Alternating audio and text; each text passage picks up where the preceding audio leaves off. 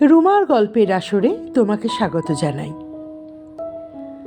আজকের গল্প খোকার কাণ্ড, লিখেছেন প্রভাত কুমার মুখোপাধ্যায়। গল্পটি যদি আপনার ভালো লাগে একটি লাইক করে দেবেন, শেয়ার করে দেবেন পরিচিত এবং প্রিয়জনদের মধ্যে। আর যারা এখনও চ্যানেলটি সাবস্ক্রাইব করেননি তারা চ্যানেলটি সাবস্ক্রাইব করে সঙ্গে থাকবেন। আজকের গল্প খোকার কাণ্ড। কার্তিক মাসের নূতন হিম লাগিয়া হরসুন্দরবাবুর যে কাশিটির সূত্রপাত হইয়াছিল তাহা আজিও ভালো হইল না, বরং উত্তরোত্তর বাড়িয়াই চলিয়াছে। অবস্থা এখন এরূপ দাঁড়াইছে যে সারা রাত্রি নিদ্রা নাই। স্ত্রী পঙ্কজিনীর শুশ্রূষার গুণে যদিও একটু বা ঘুম আসিল, 10 মিনিট যাইতে না যাইতেই হরসুন্দরবাবু খক খক করিয়া কাশিতে কাশিতে একেবারে উঠিয়া বসেন। 1.5 মাস কাল অনেক প্রকার ঔষধপত্র হইয়াছে, কিন্তু কিছুই ফল পাওয়া যায় নাই। কাশি আর কার না হয়, তবে ভাবনার কথা এই যে ব্যাধিটা কৌলিক। হরসুন্দরবাবুর পিতার হইয়াছিল এবং তাহার 2টি সহোদর অল্প বয়সেই এই রোগে প্রাণত্যাগ করিয়াছেন। এই কারণে হরসুন্দরবাবু একটু ভীত হইয়া পড়িয়াছেন। 2টি কোম্পানিতে 10,000 টাকায় তাহার জীবন বীমা করা ছিল। পলিসি 2খানি এবং রসিদগুলি সেদিন বাহির করিয়া স্ত্রীর জিম্মা করিয়া দিয়াছেন। একখানি কোম্পানির কাগজ ছিল, সেখানেও পঙ্কজিনীর সাক্ষাতে তাহার নামে এন্ডোর্স করিয়া রাখিয়াছেন। হরসুন্দরবাবুর বয়ঃক্রম 35 বৎসরের কাছাকাছি। পঙ্কজিনী ইহার অপেক্ষা 10 বৎসরের ছোট। বিবাহের 2-3 বৎসর পরেই হরসুন্দরবাবু ব্রাহ্মধর্মে দীক্ষা গ্রহণ করিয়াছিলেন এবং সেই অবধি তিনি নববিধান সমাজের একজন বিশেষ উৎসাহশীল সভ্য। MA উপাধি গ্রহণের পর আইন পরীক্ষাতেও পাশ করিয়াছিলেন, কিন্তু ওকালতি ব্যবসায়ে মিথ্যা কথা কহিতে হয় শুনিয়া সে পন্থা ত্যাগ করিয়া স্কুল মাস্টারি কার্যে প্রবেশ করেন। বিগত 5 বৎসর হইতে কোনো এক বেসরকারি কলেজে তিনি অধ্যাপকের কর্মে প্রবৃত্ত আছেন। রামদয়াল মল্লিকের লেনে একটি দ্বিতল বাড়ি ভাড়া করিয়া বাস করেন। বাড়িতে তাহার স্ত্রী, 3 বৎসর বয়স্ক একটি পুত্র, তাহার নাম সত্যসুন্দর অথবা খোকা। রামটহল নামে একজন পশ্চিমী ভৃত্য এবং পিয়ারি নাম্নী একজন কাহার কুলোদ্ভবা ঝি আছে, কিন্তু সচরাচর তাহাকে আয়া বলিয়া সম্বোধন করা হয়। সেদিন সন্ধ্যার পর হরসুন্দরবাবু পালঙ্কের উপর শয়ন করিয়াছিলেন। পঙ্কজিনী বসিয়া তাহার পায়ে হাত বুলাইয়া দিতেছিল। পালঙ্ক হইতে দূরে একটি কোণে টেবিলের উপর ল্যাম্প জ্বলিতেছিল। আলো খুব কমানো ছিল। সেই সামান্য আলোকও পাছে হরসুন্দরবাবুর চোখে আসিয়া লাগে, তাই একখানি সঞ্জীবনী সেই ল্যাম্পের গায়ে হেলাইয়া আড়াল করা হইয়াছে। আয়া খোকাকে লহিয়া কক্ষান্তরে ঘুম পাড়াইবার চেষ্টা করিতেছিল। বাড়িটি নিস্তব্ধ। পঙ্কজিনী স্বামীর পায়ে হাত বুলাইতে বুলাইতে মনে মনে মা কালী, মা দুর্গা প্রভৃতি ব্রাহ্মধর্ম বহির্ভূত নিষিদ্ধ দেবতাগণকে ডাকিয়া সজল নয়নে প্রার্থনা করিতেছিল, যেন তাহারা কৃপা করিয়া উপায়বিহীনার স্বামীটিকে সত্বর আরোগ্য দান করেন। এরূপ একজন পুরাদস্তুর ব্রাহ্মের স্ত্রী কালী দুর্গাকে ডাকিতেছে, ইহাতে আশ্চর্য হইবার কিছুই নাই। নিজের যোগ্য স্ত্রীলাভ কয়জনের অদৃষ্টে ঘটে? হরসুন্দরবাবুরও ঘটে নাই। অনেক সময় দেখা যায় অত্যন্ত নিরীহ ব্যক্তির স্ত্রী উগ্রচণ্ডার স্বরূপিণী, মহামহোপাধ্যায় পণ্ডিতের ব্রাহ্মণী, বর্ণজ্ঞানহীনা, কোপন স্বভাব দুশ্চরিত্রে জীবনসঙ্গিনী, পাতিব্রত্য গুণে সমাজের আদর্শ স্থানীয়া। যজ্ঞের সহিত যজ্ঞর যোজনা উপন্যাসের বাহিরে প্রায় হয় না। বিশ্বসৃষ্টির অনাবৃষ্টি বিশেষ করিয়া এইখানেই। বিবাহের সময় পঙ্কজিনী যেরূপ গোঁড়া হিন্দু ছিল, ভিতরে ভিতরে এখনও সে তাহাই আছে। হিন্দু কন্যার পক্ষে একটু অধিক বয়সেই তাহার বিবাহ হইয়াছিল। প্রথম কয়েক বৎসর স্বামীর অনাচার ও অহিন্দুয়ানি দেখিয়া সে যে বিশেষ চিন্তিত ছিল এমন নহে। সে ভাবিত আজকালকার লেখাপড়া যেন অধিকাংশ যুবকই তো ঐরূপ। পরে যখন হরসুন্দরবাবু ব্রাহ্মধর্ম গ্রহণ করিলেন, তখন তাহার পিত্রালয়ে ইহা লইয়া খুব একটা গোলযোগ উঠিয়াছিল। এমনকি তাহার পিতা জামাতার নিকট কন্যা পাঠাইবেন না বলিয়াছিলেন। তাহা শুনিয়া পঙ্কজিনী কাঁদা কাটা আরম্ভ করে এবং পিত্রালয়ে ফিরিবার পথ চিরদিনের জন্য বন্ধ হইল জানিয়াও স্বামীর নিকট চলিয়া আসে। এখন পঙ্কজিনীর মনে দৃঢ় বিশ্বাস, যদি মা কালী, মা দুর্গা তাহার স্বামীকে বাঁচাইয়া রাখেন, তবে চুল পাকিবার ও দাঁত নড়িবার সময় তিনি অবশ্যই গোবর খাইয়া প্রায়শ্চিত্ত করিয়া পৈতৃক ধর্মের ক্রোড়ে ফিরিয়া আসিবেন। এমন তো কত লোক আসিয়াছে। তাহাদেরই গ্রামের কুমুদিনীর পিতা এরূপ করিয়াছিলেন এবং ছেলেবেলায় মাতার সহিত সেই প্রায়শ্চিত্ত উপলক্ষে নিমন্ত্রণ খাইতে যাওয়ার কথা আজও পঙ্কজিনীর স্পষ্ট মনে আছে। পার্শ্বের একটি কক্ষ হইতে ঘড়িতে ৮টা বাজিবার শব্দ হইল। হরসুন্দর এইবার পাশ ফিরিয়া জাগিয়া উঠিলেন। ক্ষীণ স্বরে বললেন, পঙ্কজ, কটা বাজল? এই কথা কয়টি বলিবার সঙ্গেই তিনি কাশিতে আরম্ভ করিলেন। পঙ্কজিনী তাড়াতাড়ি উঠিয়া তাহার বুকে হাত বুলাইতে লাগিল। কিয়ৎক্ষণ পরে কাশি থামিলে বলিল, ৮টা বেজেছে, তোমার ওষুধ খাওয়ার সময় হয়েছে, ওষুধ এনে দিই? ঔষধ পান করিবার পর হরসুন্দর একটু সুস্থ হইলেন। একটি আধটি করিয়া কথা কহিতে আরম্ভ করিলেন। খোকার কথা, ঘর সংসারের কথা, নিজের রোগের কথা কহিতে কহিতে বলিলেন, পঙ্কজ, একটা কথা আজ কদিন থেকে তোমাকে জিজ্ঞাসা করব ভাবছি। পঙ্কজিনী বলিলেন, কি কথা? হরসুন্দর বলিলেন, দেখো, আমরা তো দুজনেই এ কবছরে ব্রাহ্মধর্মে প্রবেশ করেছি। আমি এই ধর্ম মানবজাতির একমাত্র সত্য ধর্ম বলে দৃঢ় বিশ্বাস করি। কিন্তু পঙ্কজ, তোমার বিশ্বাসটিও কি সেই রকম দৃঢ় হয়েছে? পঙ্কজিনী বিনা দ্বিধায় বলিল, হয়েছে বই কি। সে জানিত অন্যরূপ উত্তর করিলে স্বামী মনে ক্লেশ পাইবেন। আজ বলিয়া নয়, অনেক দিন হইতেই সে এই প্রকার কপটতা অবলম্বন করিয়া আসিতেছে। প্রথম ২-১ বৎসর সে সত্য কথা বলিত, স্বামীর সহিত যথাবুদ্ধি তর্ক বিতর্কও করিত, কিন্তু দেখিল তাহাতে স্বামীকে আঘাত করা ছাড়া আর কোনো ফল হয় না। তাহার বিশ্বাস, মিথ্যা বলাও পাপ, স্বামীর মনে ক্লেশ দেওয়াও পাপ, কিন্তু স্বামীর মনে ক্লেশ দেওয়ার পাপ মিথ্যা বলার পাপের থেকে শতগুণতর। হরসুন্দর বলিলেন, আচ্ছা, সে তো গেল ধর্ম সম্বন্ধে। সমাজনীতি সম্বন্ধে জিজ্ঞাসা করি। স্ত্রীলোকদের লেখাপড়া না শিখিয়ে ঘরে বন্ধ করে রাখার চেয়ে ওদের রীতিমতো শিক্ষা দেওয়া আর স্বাধীনতা দেওয়া সমাজের পক্ষে মঙ্গলকর, তা তুমি বিশ্বাস করো তো? পঙ্কজিনী মুখস্থ পড়ার মতো বলিল, তার নয়, পুরুষ স্ত্রী উভয় মিলেই তো সমাজ। পুরুষ লেখাপড়া শিখবে আর স্ত্রীলোক মূর্খ হয়ে থাকবে, এমন হলে সমাজের আধখানাই যে তাতে অন্ধকারে ঢাকা রইল। স্ত্রীলোককে ঘরে বন্ধ করে রাখা সেই বর্বর যুগের প্রথা মাত্র, তাতে মঙ্গল কখনোই হতে পারে না। হরসুন্দরবাবু কিয়ৎক্ষণ নীরব হইয়া রহিলেন।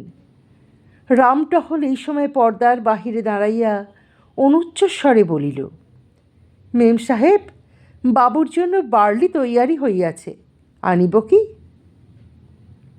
পঙ্কজিনী স্বামীকে জিজ্ঞাসা করিল, বার্লিটুকু কি এখন খাবে?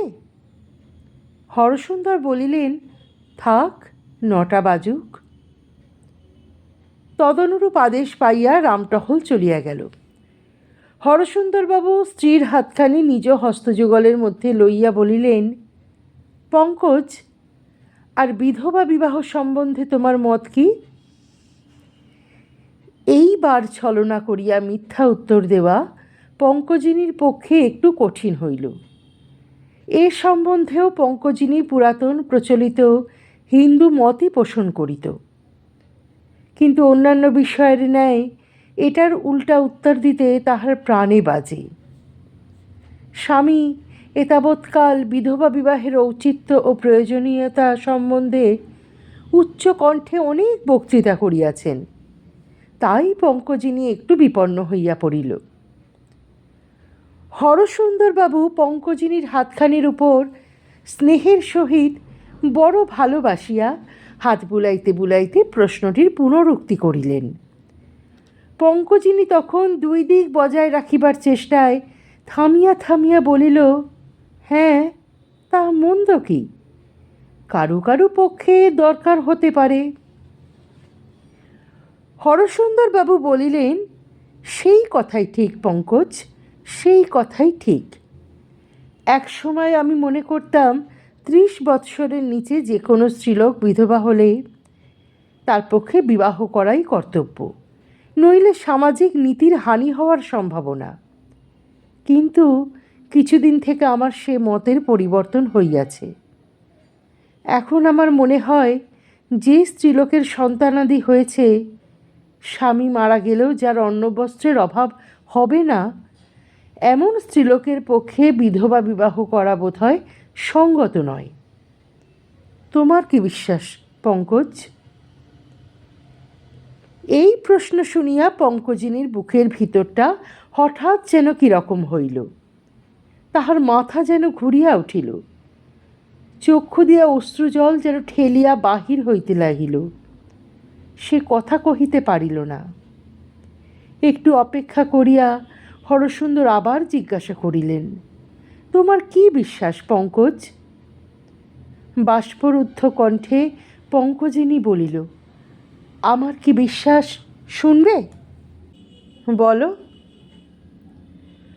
আমার বিশ্বাস, যে স্ত্রীলোক তার স্বামীকে প্রাণ দিয়ে ভালোবেসেছে, তার বয়স 85 হোক আর 15ই হোক, সে 10 ছেলের মাই হোক আর নিঃসন্তানই হোক, রাজরানী হোক আর পথের ভিখারিণী হোক, তার যদি কপাল পড়ে, যদি সে বিধবা হয়, তাহলে আবার বিবাহ করা তার পক্ষে মহাপাপ, মহাপাপ।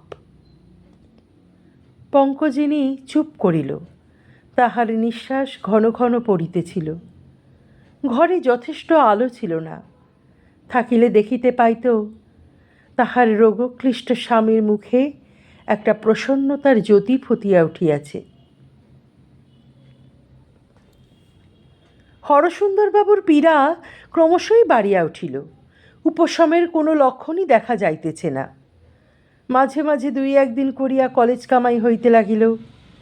একদিন একটু রক্ত দেখা দিল। বন্ধু বান্ধবের পরামর্শে সেদিন 16 টাকা ভিজিট দিয়া মেডিকেল কলেজ হইতে একজন বিখ্যাত সাহেব ডাক্তারকে আনিয়া দেখানো হইল। তাহার ব্যবস্থানুযায়ী ঔষধ সেবন করিয়া হরসুন্দরবাবু একটু ভালো আছেন। আজ 5 দিন পরে কলেজে গিয়াছেন। দ্বীপ্রহরের পর পঙ্কজিনীর একজন সখী শরৎ শশী আসিয়া দর্শন দিল। শরৎ পঙ্কজিনীর সমবয়স্কা, ব্রাহ্মণ কন্যা। তাহার স্বামী হাইকোর্টের একজন অ্যাটর্নি। শরৎ শশী হিন্দুগড়ের বধূ। হিন্দুগড়ের বধূ হইলেও সে বেশ লেখাপড়া জানে, বরং পঙ্কজিনীর অপেক্ষা বেশিই জানে। স্বামীর কাছে একটু ইংরাজিও পড়িয়াছে। শরৎ শশীর একটি ছেলে হইয়াছিল, সেটি 5 বৎসরের হইয়া মারা যায়। পঙ্কজিনীর ছেলেটি নাকি কতকটা তাহার মতোই দেখিতে, তাই শরৎ মাঝে মাঝে এখানে আসিয়া খোকাকে বুকে চাপিয়া ধরে। খোকাও মাসিমা বলিতে অজ্ঞান। আজ আসিয়া সকল কথা শুনিয়া শরৎ শশী বলিল, দেখো ভাই, তোমরা যে ব্রহ্মজ্ঞানী তাই হয়েছে মুশকিল কি না, নইলে এ রোগ তো এতদিন কোন কালে আরাম হয়ে যেত। পঙ্কজিনী আগ্রহের সহিত বলিল, কেমন করে ভাই? শরৎ বলিতে লাগিল, আমার বাপের বাড়ির গ্রামে বাবা ষণ্ডেশ্বর বলে খুব জাগ্রত এক ঠাকুর আছেন। তার যিনি পুরুত হরিমোহন ঠাকুর, তিনি তেল পড়ে দেন। আর কিছু না, পোয়াটা খাঁটি সর্ষের তেল সেখানে নিয়ে যেতে হয়। পুরুত ঠাকুর তার উপর কী মন্তরতন্তর বলে তেলের ভাঁড়টি সমস্ত রাত বাবা ষণ্ডেশ্বরের পায়ের কাছে রেখে দেন।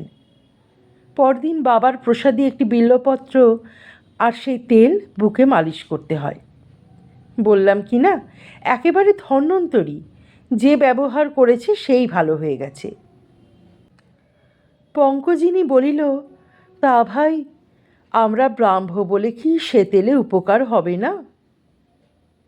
কেন হবে না, খুব হবে। এমন সময় খোকা কোথা হইতে আসিয়া শরৎ শশীর কোলে ঝাঁপাইয়া পড়িল। মাসির মুখের কথা কাড়িয়া লইয়া মার দিকে ফিরিয়া বলিল, খুব হবে, খুব হবে। শরৎ শশী বালককে আদর করিতে করিতে বলিল, দেখো শিশুর মুখ দিয়ে ঠাকুর কি বলছেন শোনো। পঙ্কজিনীর গা যেন শিহরিয়া উঠিল। শরৎ শশী বলিল, কত মুসলমান পর্যন্ত নিয়ে যাচ্ছে, তাদের ভালো হচ্ছে, আর তোমাদের হবে না? ঠাকুরের কাছে কি হিন্দু, মুসলমান, ব্রাহ্ম, খ্রিস্টান আছে ভাই? তাদের কাছে সব সমান। খোকা হাত নাড়িয়া বীর রসাত্মক স্বরে বলিল, থপ থমান। পঙ্কজিনী নিজের স্বামীর চরিত্র বেশ জানিত। বাবা ষণ্ডেশ্বরের তৈল শুনিলে ব্যবহার করা দূরে থাকুক, তিনি তৎক্ষণাৎ তাহা নর্দমায় ফেলিয়া দিবেন, ইহা নিশ্চয়। সুতরাং পঙ্কজিনী স্থির করিল, তিনি নিদ্রা গেলে গোপনে বিল্বপত্রটি মাথায় ছোঁয়াইয়া বুকে তেল মালিশ করিয়া দিবেন। সখীকে বলিল, আচ্ছা ভাই, সে তেল তুমি আমাকে আনিয়া দাও, আমি চুপি চুপি তার বুকে মালিশ করে দেব, তিনি জানিতে পারিবেন না। কবে নাগাদ আসতে পারে? শরৎ শশী কোলের উপর খোকাকে ঘুম পাড়াইতে পাড়াইতে বলিল, আমি আজই দেশে চিঠি লিখে দেব এখন, কিন্তু দেখি, দাঁড়াও, চিঠি লিখে দিলে হয়তো তেল পাঠাতে তারা দেরি করবে, তার চেয়ে বরং একটা চাকরকে পাঠিয়ে দেব। সেই হলেই ভালো হয়। তাহলে কালই যাতে পাঠানো হয় তাই করো ভাই। কখন গাড়ি আছে? ভোরের গাড়িতে পাঠাবো। পরশু সেখান থেকে তেল নিয়ে বেলা 12টার সময় বেরোলে বিকালে এখানে এসে পৌঁছবে। পঙ্কজিনী মিনতির স্বরে বলিল, তবে তাই দাও ভাই। তার যাবার আসবার গাড়ি ভাড়া কত লাগবে? টাকা নিয়ে যাও। শরৎ বলল, সে বেশি কিছু নয়, তার জন্য ব্যস্ত হচ্ছ কেন? আমি কাল সকালেই লোক পাঠাবো। কিন্তু আর একটা কথা আছে ভাই। কি? ভালো হয়ে গেলে বাবা ষণ্ডেশ্বরকে পুজো দিতে যেতে হয়, যে যেমন মানত করে। সে বৎসর আমার দেওরের যখন এই ব্যারাম বেড়েছিল, আমিও মানত করে তেল পড়া এনেছিলাম। তারপর সে ভালো হয়ে গেলে আমি বাবার কাছে 16 আনার পুজো দিলাম, আর মাথায় 1 সরা আর 2 হাতে 2 সরা ধুনো পোড়ালাম। পঙ্কজিনী উচ্ছ্বসিত হইয়া বলিল, আমিও তাই করিব। বাবা ওকে ভালো করে দিন। আমি গিয়ে বাবাকে 16 আনার পুজো দেব, মাথায় 1 সরা আর 2 হাতে 2 সরা ধুনো পোড়াবো। শরৎ বলিল, কিন্তু বাবু তোমাকে কি যেতে দেবেন ভাই? জানতে পারলে কি আর যেতে দেবেন? কোনো একটা ছল করে যেতে হবে আর কি। সে যেমন করে হোক তখন করা যাবে, এখন উপস্থিত বিপদ থেকে আগে রক্ষা পাই। খোকা ঘুমাইয়া পড়িয়াছিল। শরৎ শশী সন্তর্পণে তাহার মুখে একটি চুমো খাইয়া পঙ্কজিনীর কোলে তাহাকে দিয়া গৃহে গমন করিল। অন্যদিন কলেজ হইতে হরসুন্দরবাবু পদব্রজেই বাড়ি আসিয়া থাকেন, কিন্তু আজ গাড়ি ভাড়া করিয়া আসিলেন।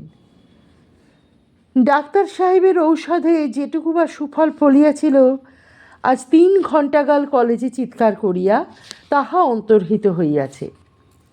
গাড়ি হইতে নামিয়া কষ্টে উপরে আসিয়া তিনি শয্যা গ্রহণ করিলেন। তাহার চোখ মুখের অবস্থা দেখিয়া পঙ্কজিনী অত্যন্ত ভীত হইয়া পড়িল। ডাক্তার সাহেবের সেই ঔষধ সেবন করাইতে লাগিল। বেলা 5টা বাজিতে হরসুন্দরবাবু প্রবল জ্বরে আক্রান্ত হইলেন। সন্ধ্যার পর জ্বর ঘোরে তিনি অচেতন হইয়া পড়িলেন। ভৃত্য রামটহল আসিয়া জিজ্ঞাসা করিল, হুজুর, ডাক্তারকে খবর দিব কি? পঙ্কজিনী বলিল, না, এখন ডাক্তারের কোনো প্রয়োজন নাই। মনে মনে প্রার্থনা করিতে লাগিল, হে বাবা ষণ্ডেশ্বর, আমি তোমারই পায়ে আশ্রয় নিয়েছি। তুমি যদি মুখ তুলে না চাও তাহলে আমার কি উপায় হবে বাবা? আমি আর কোনো ডাক্তার ডাকব না, তুমি আমার ডাক্তার। যাতে আমার হাতের নোয়া বজায় থাকে তাই তুমি করো। দোহাই বাবা, 7 দোহাই তোমার। একটি টাকা বাহির করিয়া অচেতন স্বামীর কপালে ছোঁয়াইয়া বাবা ষণ্ডেশ্বরের পূজার জন্য পঙ্কজিনী সেটি সিন্দুর কৌটায় তুলিয়া রাখিল। রাত্রি তো কোনো ক্রমে কাটিয়া গেল। সংবাদ পাইয়া পরদিন প্রাতে হরসুন্দরবাবুর ধর্মবন্ধুগণ আসিয়া উপস্থিত হইলেন। অবস্থা দেখিয়া একজন ছুটিয়া সাহেব ডাক্তারকে আনিতে গেলেন। সাহেব আসিয়া নূতন ঔষধের ব্যবস্থা করিলেন। বিদায় গ্রহণ করিবার পূর্বে ইহারা যখন ঔষধ সেবন ও শুশ্রূষাদি সম্পর্কে পঙ্কজিনীকে উপদেশ দিয়েছিলেন, সে তখন মাথা হেঁট করিয়া অস্ফুট স্বরে বলিল, দেখুন, ওষুধপত্র তো অনেক রকমই হলো, কিন্তু ঈশ্বরের কৃপা না হলে এ রোগ ভালো হবে কি? ইহাদের মধ্যে যিনি প্রাচীন ছিলেন তিনি বলিলেন, হ্যাঁ মা, তুমি ঠিক বলেছ, ঈশ্বরের কৃপাই আসল জিনিস। তার কৃপা হলে বিনা ওষুধেও ভালো হতে পারে। কৃপা না হলে স্বয়ং ধন্বন্তরীও কিছু বলতে পারবেন না। বৃদ্ধ বলিলেন, আচ্ছা মা, সে খুব ভালো কথা। তোমার মনের ভাব আমি বুঝতে পেরেছি। আজ সন্ধেবেলা আমরা সকলে এসে এখানে বসে ঈশ্বরের উপাসনা এবং তাঁর কৃপা ভিক্ষা করিব। এটি পূর্বে আমাদের করা উচিত ছিল, কিন্তু পাপী আমরা, সে কথা আমাদের মনেই হয়নি। আজ তোমার কাছে আমরা শিক্ষা পেলাম মা, কিন্তু ওষুধ বন্ধ করবার প্রয়োজন নেই। ওষুধও তাঁরই দান। তাঁর চরণামৃত মনে করে রীতিমতো তোমার স্বামীকে সেবন করাও। সন্ধ্যার সময় আমরা আসব। সন্ধ্যার পর ইহারা সকলে সমবেত হইয়া দেখিলেন অবস্থা পূর্ববৎ আছে, তবে জ্বরটা একটু কম। একজন ডাক্তার ছিলেন, তিনি উত্তমরূপে রোগীকে পরীক্ষা করিয়া পঙ্কজিনীর অশ্রাব্য স্বরে গোপনে মত প্রকাশ করিলেন। আজিকার রাত্রি কাটে কিনা সন্দেহ। তাহার পর সকল ব্রাহ্ম মিলিয়া রোগীর শয্যার নিম্নে মেঝের উপর বসিয়া 1 ঘণ্টা কাল একান্ত মনে উপাসনা করিতে লাগিলেন।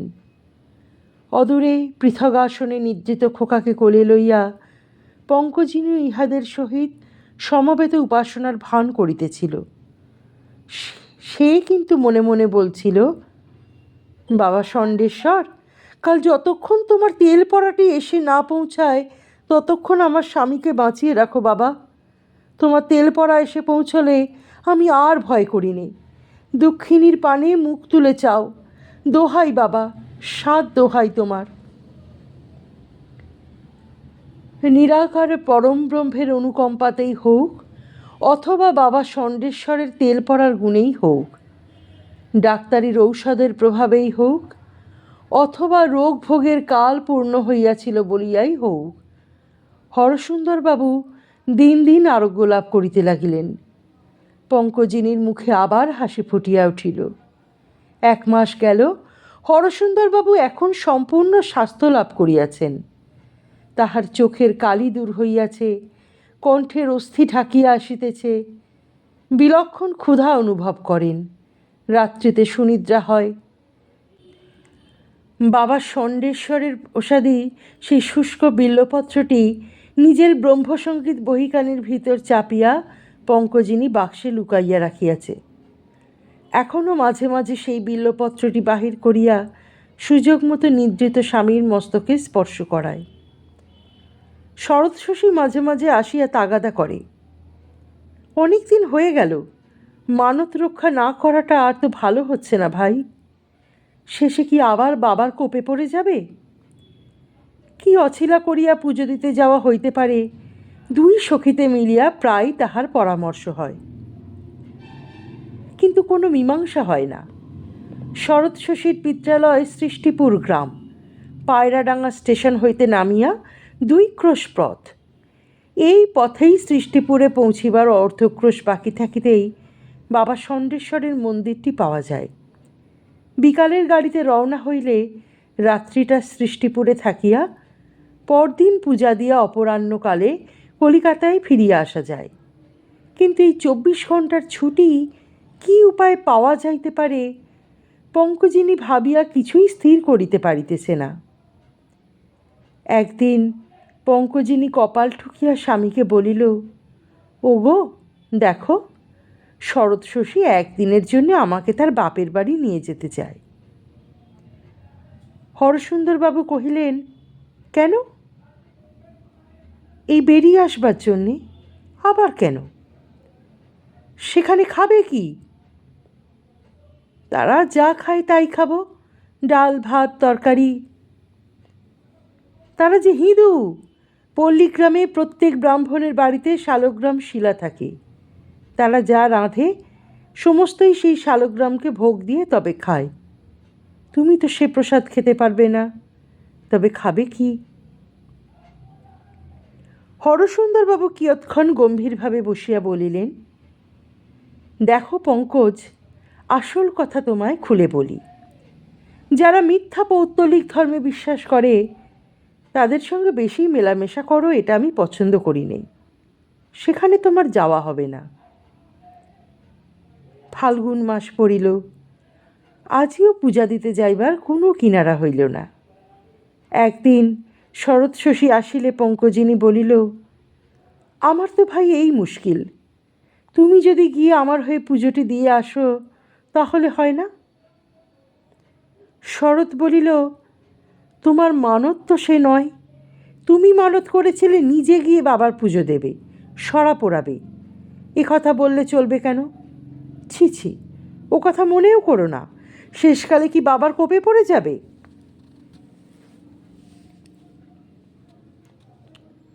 দিন 2 পরে একদিন হরসুন্দরবাবু কলেজ হইতে ফিরিয়া আসিয়া বলিলেন, তাহার শরীর খারাপ হইয়াছে। খুব খুব করিয়া একটু একটু কাশিতে লাগিলেন। ইহা দেখিয়া শঙ্কজিনীর মাথা ঘুরিয়া গেল। সমস্ত রাত্রি ভালো করিয়া তাহার নিদ্রা হইল না। সে কেবল মনে মনে প্রার্থনা করিতে লাগিল, আমার বড় অপরাধ হয়ে গেছে, আমায় মাপ করো বাবা। 1 মাসের মধ্যে যেমন করে হোক গিয়ে তোমার পুজোটি দিয়ে আসব, তাতে আমার অদৃষ্টে যাই থাকুক। আমার উপর কোপ করো না বাবা, আমার স্বামীকে ভালো রাখো। এবার হরসুন্দরবাবু অতি অল্পেই সারিয়া উঠিলেন এবং 2 সপ্তাহ পরে পঙ্কজিনীর প্রার্থিত সুযোগটি উপস্থিত হইল। হরসুন্দরবাবু একদিন কলেজ হইতে ফিরিয়া বলিলেন, গুড ফ্রাইডে উপলক্ষে 4 দিন ছুটি হচ্ছে, এ 4 দিন আমি বাড়িতে থাকিব না। পঙ্কজিনী বলিল, কেন, কোথা যাবে? আমরা কজন বন্ধু মিলে কয়েকটি গ্রামে ব্রহ্ম সংকীর্তন করে আসব। কোন কোন গ্রামে যাবে? হালি শহরে আমাদের আড্ডা হবে। যারা যারা যাবেন তাদের মধ্যে কয়েকজনের ওই অঞ্চলেই বাড়ি। কয়েকটি গ্রামে এক একদিন সংকীর্তন হবে। পঙ্কজিনী আপত্তি করিতে লাগিল, বলিল, একেই কাহিল শরীর, কষ্টে অনিয়ম, আবার অসুখ করতে কতক্ষণ? হরসুন্দর গম্ভীর স্বরে বলিলেন, যদি ঈশ্বরের কার্যে শরীরপাত হয় তবে তার চেয়ে সৌভাগ্য আর কি আছে? কোনো ভয় করো না পঙ্কজ, ঈশ্বর আমাকে রক্ষা করবেন। ছুটির প্রথম দিন প্রাতে হরসুন্দরবাবু যাত্রা করিলেন। গতরাত্রে তিনি যখন নিদ্রায় অচেতন, সেই সময় পঙ্কজিনী বাবা ষণ্ডেশ্বরের সেই প্রসাদী বিল্বপত্রটি বাহির করিয়া তাহার মাথায় বুকে বুলিয়া দিয়াছিল। শুক্র, শনি, রবি, সোম, 4 দিন ছুটি। সোমবার বিকালে হরসুন্দরবাবু গৃহে ফিরিবেন। শরৎ শশী পিত্রালয়ে চিঠি লিখিয়া বন্দোবস্ত করিয়া রাখিয়াছিল। শনিবার অপরাহ্নের গাড়িতে ইহারা যাত্রা করিল। সঙ্গে গেল শরৎ শশীর দেবর উমাপদ। শরৎ শশীর মাতা প্রভৃতি মহা সমাদরে পঙ্কজিনীর অভ্যর্থনা করিলেন। বাড়ির গরুর গাড়ি আছে, সেই গাড়িতে প্রাতে উঠিয়া ষণ্ডেশ্বর তলায় যাইয়া পূজা দিয়া সেখান হইতে পায়রাডাঙ্গা স্টেশনে যাত্রা করিবার পরামর্শ হইল। শরৎ শশীর মাতা ইহাতে প্রথমে আপত্তি করিয়াছিল, বলিয়াছিলেন, বাছারা আসিল, একদিন ভালো করিয়া খাওয়াইতে পারিলাম না, ইত্যাদি। কিন্তু শরৎ শশী মাকে বুঝাইল, পঙ্কজের সংসারে সে একা, বাড়িতে আর কেহ নাই, আজ অপরাহ্নে উহার বাড়ি না ফিরিলেই নয়। পূজা দিয়া আবার আহারাদির জন্য ফিরিয়া আসিলে 12টার গাড়ি আর ধরা যাইবে না, সন্ধ্যার পূর্বে অন্য গাড়ি নাই। প্রাতে উঠিয়া স্নান করিয়া একখানি তসরের কাপড় পরিয়া পঙ্কজিনী প্রস্তুত হইল। ট্রেনে জলযোগ করিবার জন্য লুচি প্রভৃতি বাঁধিয়া শরৎ শশীর মাতা কন্যার হস্তে দিলেন। উমাপদ আহারাদি করিয়া পদব্রজেই যথাসময়ে স্টেশনে যাইবে। পূজা সমাপনান্তে শরৎ শশীর গাড়ি যখন পায়রাডাঙ্গা পৌঁছাইল তখন বেলা 11:30। তখন উমাপদ আসিয়া পৌঁছায় নাই। 12টা বাজিল, গাড়ি রানাঘাট ছাড়িল, টিকিটের ঘণ্টা পড়িল। যতদূর দেখা যায় তাহার মধ্যে উমাপদ নাই। পঙ্কজিনী বলিল, এখন কি উপায় হয়? এ গাড়ি না পেলে সেই সন্ধ্যের আগে তো আর গাড়ি নেই। শরৎ শশী বলিল, তার জন্যে আর ভয় কি? ঠাকুরপো না এসে পৌঁছয় আমাদের রিটার্ন টিকিট তো রয়েছে, গাড়োয়ান গিয়ে আমাদের মেয়ে কামরায় চড়িয়ে দেবে, আমরা শিয়ালদায় নামব, সেখানে বাড়ি থেকে গাড়ি তো আসবেই। অবশেষে তাহাই হইল। উমাপদ পৌঁছাইল না। গরুর গাড়ির গাড়োয়ান অতুল গিয়া ইহাদিগকে মেয়ে কামরায় উঠাইয়া দিল। সঙ্গে বোতল ভরা দুধ ছিল, খোকাকে তাহা পান করানো হইল। লুচি প্রভৃতি বাহির করিয়া উভয়ে কিঞ্চিৎ জলযোগ করিল। ঘটিতে জল ছিল, মুখ হাত ধুইয়া ডিবা হইতে পান বাহির করিয়া খাইতে খাইতে গাড়ির অপরাপর রমণীদের সহিত বাক্যালাপ করিল। ট্রেন যখন কাঁচরাপাড়া স্টেশনে প্রবেশ করিতেছে তখন দেখা গেল প্ল্যাটফর্মের এক স্থানে প্রায় 15 জন বাঙালি ভদ্রলোক দাঁড়াইয়া আছেন। তাহাদের সঙ্গে খোল, করতাল প্রভৃতি বাদ্যযন্ত্র রইয়াছে। কয়েকজনের হস্তে ধ্বজা ও পতাকা। পঙ্কজিনী ও শরৎ শশী উভয়ই জানালার ধারে বসিয়াছিল। মার কোলে থাকিয়া খোকাও অপার ঔৎসুক্যের সহিত বাহিরের দৃশ্য দেখিতেছিল। গাড়ি আরও নিকটে আসিলে পঙ্কজিনী ও শরৎ উভয়ই চিনিল হরসুন্দরবাবু সেই দলে দাঁড়াইয়া আছেন।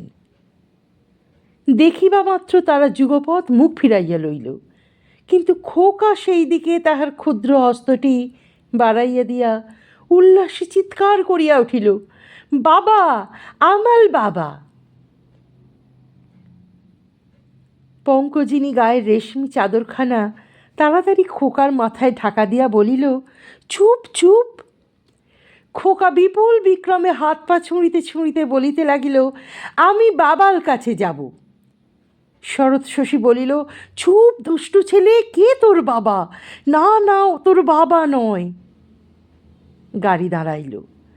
ক্রন্দনের উপক্রম করিয়া খোকা বলিল, হ্যাঁ আমাল বাবা, আমি বাবার কাছে যাব। শরৎ শশী জানালা দিয়ে উঁকি মারিয়া দেখিল ধ্বজা পতাকাধারী দলটি এই দিকেই আসিতেছে। পঙ্কজিনীও তাহা দেখিল। দেখিয়া নিজের ও খোকার মস্তক উত্তমরূপে আবৃত করিয়া বেঞ্চের কোণটিতে জড়সড় হইয়া বসিল। শরৎ শশী উঠিয়া ধাঁ ধাঁ করিয়া জানালার কবাটগুলি তুলিয়া দিল। ধ্বজা পতাকাধারী বাবুগুলি ছুটাছুটি করিয়া এই গাড়িখানির কাছে আসিয়া বলিলেন, মেয়েদের গাড়ি, আগে চলো, বলিয়া তাহারা ছুটিতে লাগিলেন। 1 মিনিট পরে গাড়ি ছাড়িয়া দিল। কামরার অন্যান্য স্ত্রীলোকগণ এই ব্যাপারটি অবাক হইয়া দেখিতেছিল। কেহ কিছুই বুঝিতে না পারিয়া পরস্পরের মুখাবলোকন করিতে লাগিল। পঙ্কজিনী মুখ খুলিল, খোকাও মুক্তি পাইল। তাহার মুখের ভাব এমন হইয়াছে যেন সে এইমাত্র একটা চুরি কি ডাকাতি করিয়া আসিল। নিকটে একজন বৃদ্ধা বসিয়া হরিনামের মালা ফিরাইতেছিলেন। সেই ইহাদের পানে সন্নিগ্ধভাবে চাহিয়া বলিল, তোমরা কারা বাছা? পঙ্কজিনী চক্ষু নত করিয়া রহিল। শরৎ বলিল, কেন গা? না, তাই জিজ্ঞাসা করছি, মানুষ কি মানুষের পরিচয় জিজ্ঞাসা করে না? শরৎ গম্ভীরভাবে বলিল, আমাদের পরিচয় দিতে একটু বাধা আছে। এই উত্তর শুনিয়া গাড়ির অন্যান্য স্ত্রীলোকগণের কৌতূহল আরও বর্ধিত হইয়া উঠিল। তাহারা পরস্পরের মধ্যে ফিসফিস করিয়া কি বলিতে লাগিল এবং ইহাদের পানে চাহিয়া অল্প অল্প হাসিতে লাগিল। বৃদ্ধা কিন্তু নাছোড়বান্দা, জিজ্ঞাসা করিল, আচ্ছা, পরিচয় না হয় না দিলে তোমরা কোথা যাচ্ছ বলো দেখি?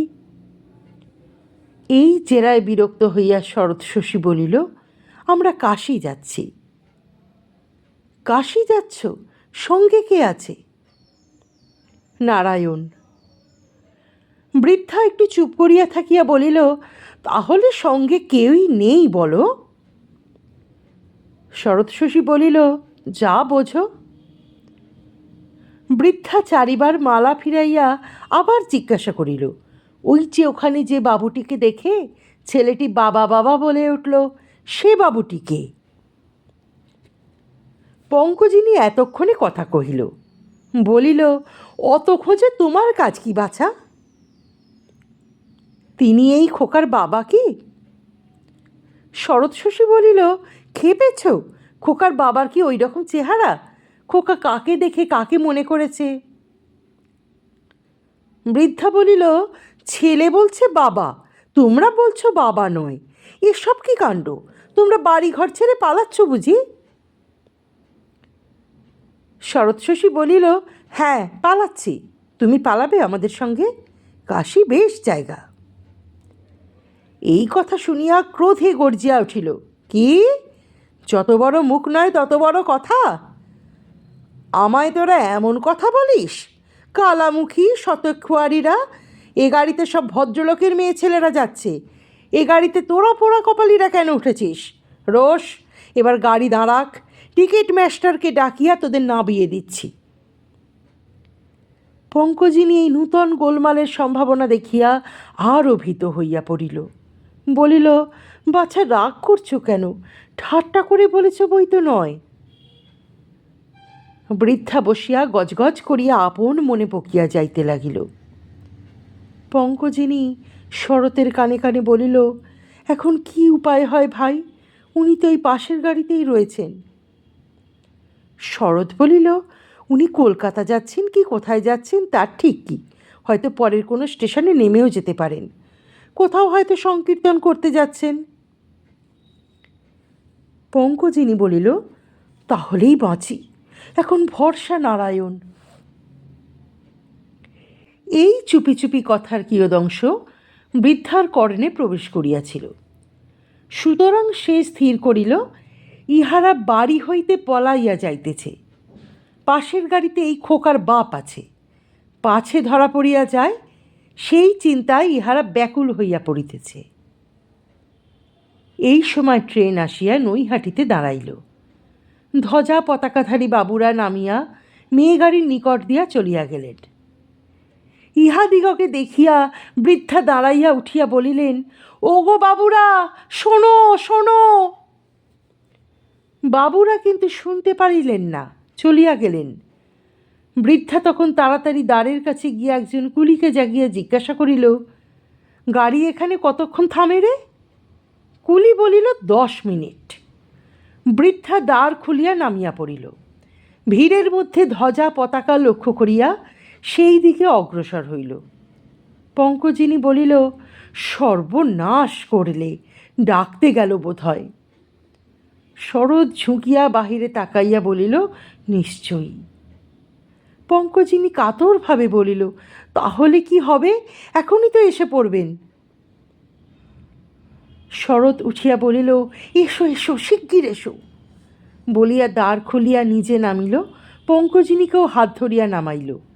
বৃদ্ধা যেদিকে তাহার বিপরীত দিকে 4-5খানা গাড়ি ছাড়াইয়া একখানি সেকেন্ড ক্লাস দেখিতে পাইল, বলিল, এসো, এর মধ্যে উঠে লুকিয়ে থাকি, তাহলে আর আমাদের খুঁজে পাবে না, গাড়ি ছেড়ে দেবে।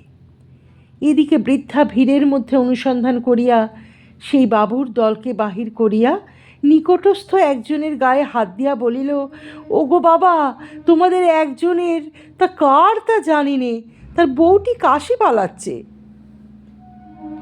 এই কথা শুনিয়া সকলেই বৃদ্ধার মুখের দিকে চাহিলেন। একজন সরিয়া আসিয়া জিজ্ঞাসা করিলেন, তুমি কি বলছো বাছা, বুঝতে পারছি নে। বৃদ্ধা বলিল, ওগো, নাম তো জানি নে, তোমাদেরই মধ্যে একজনের বউ, রংটি শ্যামবর্ণ, এই গাড়িতে করিয়াই পালিয়া যাইছে। কোলে একটি ছোট ছেলে আছে, সঙ্গে আরেকটি স্ত্রীলোক আছে। এখন এই দলের 2-3 জনের গৃহে একটি ছোট ছেলে শুদ্ধ শ্যামবর্ণা বধূ ছিল, তাহাদের বাড়িও এই অঞ্চলে। অপর সকলেই ইহাদের মুখের দিকে চাহিতে লাগিল। হরসুন্দর কাছে আসিয়া বুড়িকে বলিলেন, তুমি কি পাগল নাকি? বৃদ্ধা চটিয়া বলিল, পাগল বই কি, তোমাদের কথাতেই পাগল। গাড়ি যখন কাঁচরাপাড়া স্টেশনে ঢুকছিল, তোমরা প্ল্যাটফর্মে দাঁড়িয়েছিলে। আমাদের মেয়ে গাড়িতে একটি 3-4 বছরের ছেলে তোমাদের একজন কাকে বাবা বাবা বলে চেঁচিয়ে উঠল। তার মা তাকে থামাতে পারে না। তারপর জিজ্ঞাসাবাদ করে জেনেছি সেই ছেলেটির মাটি আর সেই অন্য স্ত্রীলোকটি কাশি পালিয়ে যাচ্ছে। যদি ধরতে চাও তো আমার সঙ্গে এসো, না ধরতে চাও তো আমার বই গেল, আমি চললাম, এখনই গাড়ি ছেড়ে দেবে। বলিয়া বৃদ্ধা খড়খড় করিয়া চলিয়া গেল। বাবুরা পরস্পরের মুখের দিকে চাহিতে লাগিলেন। প্রত্যেকেরই মনে হইল, আমার স্ত্রী কখনোই নয়, তাহা একেবারে অসম্ভব। দলের অন্য কাহারও স্ত্রী হইতে পারে, সুতরাং পরোপকারার্থ সকলেই উৎসাহিত হয়ে উঠিলেন। সেই সব ধ্বজা পতাকা লইয়া সকলেই বৃদ্ধার পশ্চাৎবর্তী হইলেন। মেয়ে কামরার নিকট পৌঁছাইয়া বৃদ্ধা বলিল, এই গাড়ি। দ্বার খুলিয়া ভিতরে প্রবেশ করিয়া দেখিল তাহারা নাই। বাবুরা পৌঁছিয়া দেখিল, কই কই? বুড়ি বলিল, এই গাড়িতেই তো ছিল, নেমে কোথাও পালিয়েছে। একজন বাবু বলিলেন, দেখলেন মশাই, আমি সেই কালেই তো বলেছি, এ মাগি উন্মাদ পাগল, মিছিমিছি আমাদের ছুটোছুটি করালে। একজন স্ত্রীলোক বলিল, তারা নেমে ওই দিকে একখানা গাড়িতে গিয়ে উঠেছে, স্বচক্ষে দেখেছি, ওইখানায়, বলিয়া অঙ্গুলি নির্দেশ করিয়া সেকেন্ড ক্লাস গাড়িখানা দেখাইয়া দিল। বাবুরা সকলে তখন সেই দিকে ছুটিলেন। গাড়ি ছাড়িবার ঘণ্টাও দিল। অগ্রগামী বাবুটি ছুটিয়া সেকেন্ড ক্লাস গাড়ির নিকট গেলেন। জানালা দিয়ে মাথা গলাইয়া হাতছানি দিয়ে সকলকে ডাকিলেন, এইখানে আসুন আসুন। গার্ড সাহেব বাঁশি বাজাইয়া ড্রাইভারকে সবুজ লণ্ঠন দেখাইল। অপর বাবুগণ ছুটিতে ছুটিতে আসিয়া পৌঁছাইলেন। ঠেলাঠেলি করিয়া সেই 15 জন কামরার মধ্যে উঠিয়া পড়িলেন। গাড়ি ছাড়িয়া দিল। ভিতরে ভিতরে দাঁড়াইয়া বাবুরা দেখিলেন, বেঞ্চিতে একেবারে প্রান্তভাগে 2টি স্ত্রীলোক সর্বাঙ্গ বস্ত্রাবৃত করিয়া বসিয়াছে। একজনের কোলে ছেলে আছে। জুদোমোজা শুদ্ধ ছেলেটির 2টি পা বাহির হইয়া রহিয়াছে। পরস্পরকে তাহারা জিজ্ঞাসা করিতে লাগিলেন, কার স্ত্রী? সকলে বিস্ময়ে স্ত্রীলোক 2টির পানে চাহিয়া রইলেন। বদ্ধ জানালা গাড়িতে অত লোকের নিঃশ্বাসে অত্যন্ত গরম হইয়া উঠিল। বাবু কয়েকটি জানালার সারসি ঝিলমিল নামাইয়া দিলেন। অপর একটি বাবু উচ্চৈস্বরে বলিলেন, হ্যাঁ গা, তোমরা কার স্ত্রী? বলা বাহুল্য কোনো উত্তর পাওয়া গেল না। একটু অপেক্ষা করিয়া দ্বিতীয় একজন বলিলেন, তোমরা কোথা থেকে আসছো, কোথা যাচ্ছ? আমাদের স্পষ্ট করে বলো, লজ্জার এ সময় নয়। তথাপি স্ত্রীলোক 2টি জড়পুত্তলিকার মতন বসিয়া রহিল। তৃতীয় একজন বাবু বলিলেন, তোমাদের গতিক দেখে ভালো বোধ হচ্ছে না। আমরা শুনেছি তোমরা পালিয়ে যাচ্ছ, এ ভয়ানক অন্যায় কথা। তোমাদের পরিচয় দাও, নইলে পরের স্টেশনে পুলিশ ডেকে তোমাদের ধরিয়ে দেব। শরৎ শশী এবার উসখুস করিয়া নড়িয়া উঠিল, মুখ হইতে চাদর সরাইয়া সরশেষে বলিয়া উঠিল, কি আপনারা আমাদের পুলিশে ধরিয়ে দেবেন? পরের স্টেশনে গাড়ি থামুক, দাঁড়ান, কে কাকে পুলিশে ধরিয়ে দেয় তা দেখছি। আপনারা স্ত্রীলোকের কামরায় উঠেছেন কোন সাহসে? স্ত্রীলোকের কামরায় পুরুষ উঠলে কি হয় তা কি জানেন না? এই কথা শুনিয়া বাবুরা একটু চঞ্চল হইয়া উঠিলেন। একজন বলিলেন, এটা কি মেয়েদের কামরা নাকি? যে বাবুটি দ্বারের নিকটে ছিলেন তিনি মাথা বাহির করিয়া লেবেল পাঠ করিয়া বলিলেন, হ্যাঁ, লেডিস লেখা রয়েছে বটে। শরৎ শশী প্রথমটা আন্দাজে বলিয়াছিল, এবার সুযোগ পাইল। পূর্ববৎ ক্রোধের ভান করিয়া বলিতে লাগিল, আপনারা অত্যন্ত দুর্বৃত্ত অসচ্চরিত্র লোক। দুটি স্ত্রীলোক অসহায় অবস্থায় গাড়িতে বসিয়া আছে, আপনারা কি অভিপ্রায়ে হুড়মুড়িয়ে সে গাড়িতে উঠে পড়লেন? আপনারা নিশ্চয়ই নেশা করেছেন। বলিয়া শরৎ শশী সিংহিনীর ন্যায় বাবুগুলির পানে চাহিয়া রইল। একজন বাবু বলিলেন, অমন কথাটি বলবেন না, আমরা কেউই মদ খাই না, আমরা বলি মদ্যম পেয়ম দেয়ম গ্রাহ্যং। শরৎ অধিকতর তীব্রস্বরে বলিল, মদ না খেয়ে থাকেন তা তারই খেয়েছেন বুঝি? স্ত্রীলোকের গাড়িতে উঠে গুন্ডামি করবার চেষ্টা করলে কী ফল হয় সেই শিক্ষা আজ আপনাদের ভালো রকমই হবে। আপনাদের কারুর কাছে বোধহয় সেকেন্ড ক্লাসের টিকিট নেই। সেকেন্ড ক্লাসের তো নহেই, কোনো ক্লাসের টিকিট কাহারও কাছে ছিল না। ইহারা নৈহাটিতে সংকীর্তন করিবেন বলিয়া কাঁচরাপাড়া হইতে নৈহাটির ইন্টারমিডিয়েট টিকিট কিনিয়াই সকলে আসিয়াছিলেন। এই কথা শুনিয়া অনেকেরই মুখে ভীতি লক্ষণ প্রকাশ পাইল।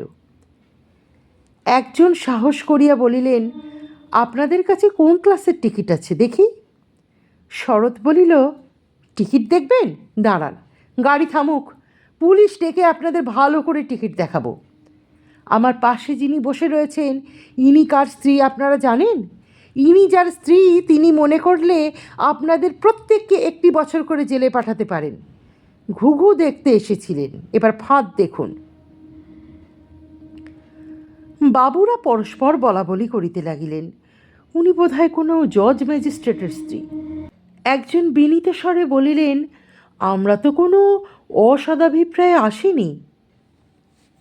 তা কী অভিপ্রায়ে এসেছিলেন আদালতে প্রমাণ করবেন।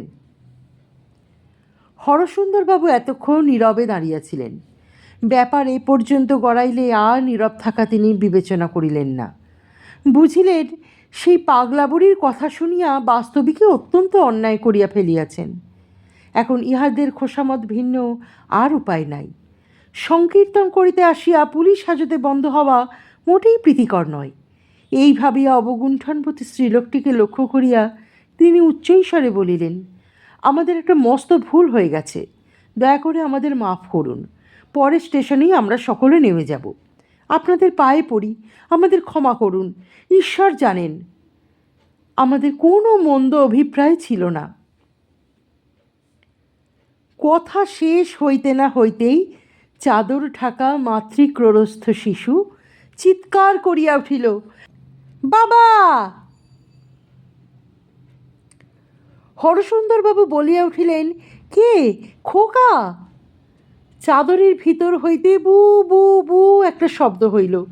কে যেন খোকার মুখ চাপিয়া ধরিয়াছে। খোকা সজোরে জুতাশুদ্ধ পা দুটি ছুঁড়িতে লাগিল। মা ও ছেলেতে রীতিমতো খণ্ডযুদ্ধ আরম্ভ হইল। মার গায়ের আবরণ খুলিয়া ছিঁড়িয়া ছেলে লাফাইয়া পড়িল। হরসুন্দরবাবু দেখিলেন তাহার স্ত্রী, পরিধানে তসরের শাড়ি, কপালে রক্তচন্দনের ফোঁটা, গলায় সিন্দুর ও চন্দনলিপ্ত ফুলের মালা। আঁচল হইতে কতকগুলো চন্দন মাখা ফুল ও বিল্বপত্র গাড়ির মেঝেতে ছিটকাইয়া পড়িল।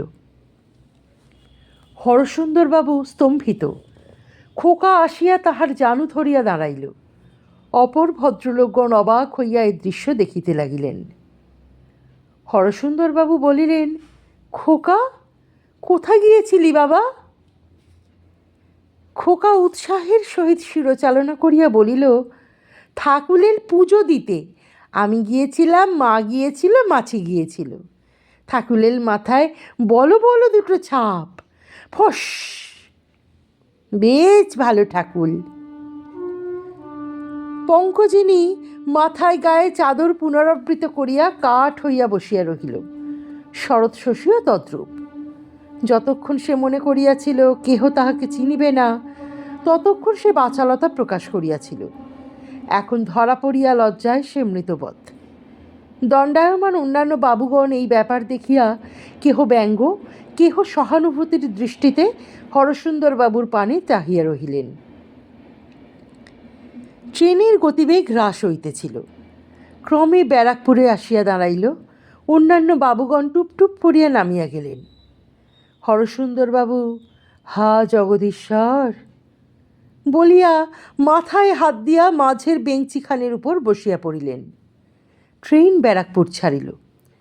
খোকা মেঝে হইতে ফুল ও বিল্লপত্রগুলি কুড়াইয়া বাবা নাও, বাবা নাও বলিতে বলিতে পিতার পাশে রাখিতে লাগিল। হরসুন্দরবাবু হঠাৎ দাঁত খিচাইয়া সেগুলি মুঠা মুঠা করিয়া জানালা দিয়া বাহিরে ফেলিয়া দিলেন।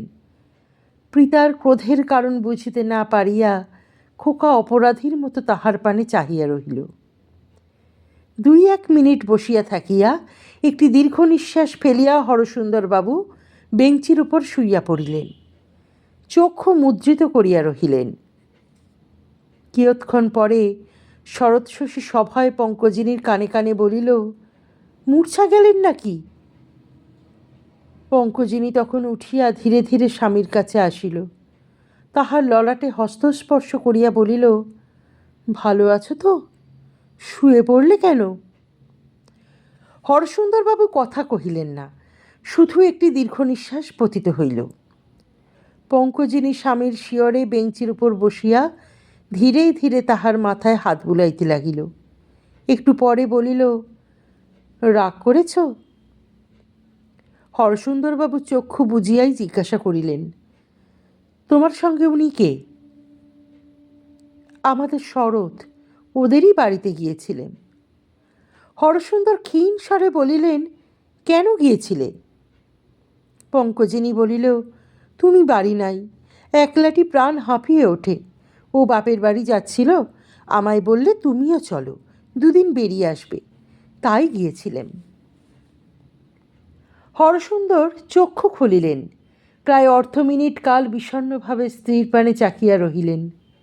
শেষে বলিলেন, তোমাদের কপালেও ফোঁটা কিসের? চন্দন মাখানো যেসব ফুল বেদবাতা, তাই বা কিসের?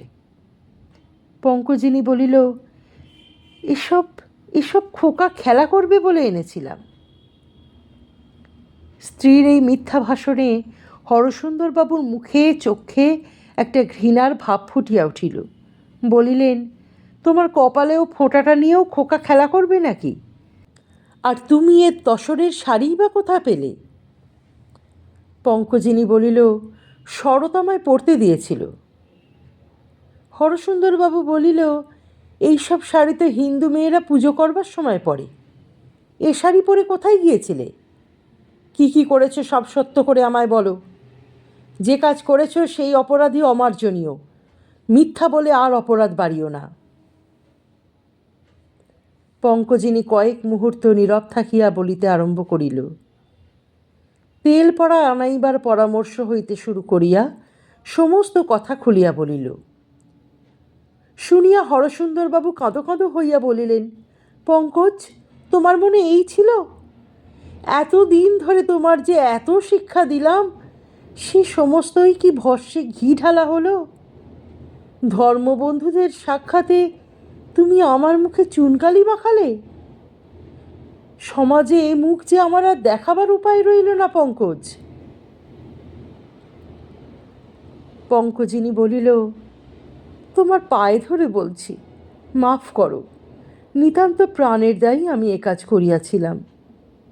সে তেল পড়াটুকু না পেলে আর কি তোমায় ফিরে পেতাম? হরসুন্দরবাবু বলিলেন, সে পৌত্তলিক তেল পড়া বুকে মালিশ করে আরাম হওয়ার চেয়ে আমার মৃত্যুই ভালো ছিল। ট্রেন শিয়ালদহ স্টেশনে প্রবেশ করিল। গল্পটি শোনার জন্যে অনেক ধন্যবাদ। অপেক্ষা করবেন পরবর্তী গল্পের জন্য।